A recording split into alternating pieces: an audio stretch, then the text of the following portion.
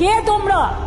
কোন মানুষ ভোট দিতে পারবে কি না পারবে যে ইন্ডিয়ান সিটিজেন সেই ভোট দেবে। যারা বাংলায় বাস করে, বাংলার নাগরিক, কেন তুমি তার নাম কাটবে? আপনার মাতৃভাষা বলার জন্য যদি কেউ আপনাকে গ্রেফতার করে কেমন লাগবে? বলে সব বাংলা বল রে তো সব বাংলাদেশ কা আদমি है। বিভিন্ন রাজ্যে বাঙালিদের হেনস্থা করা হচ্ছে। Over 400 Bengali-speaking migrant workers were detained last week in Odisha as suspected Bangladeshis. Among them, 19 Indian citizens from West Bengal's Shukrabad village were held for days without proof.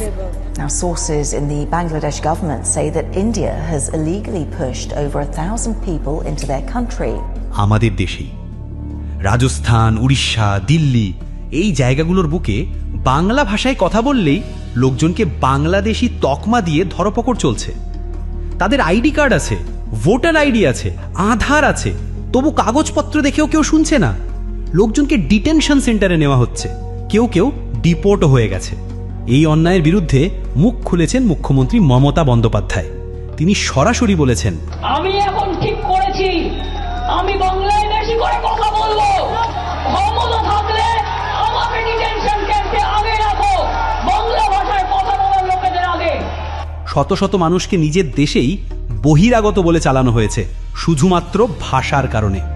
এটা শুধু ভাষার ব্যাপার না, এটা আত্মপরিচয়, অধিকার আর সম্মানের প্রশ্ন।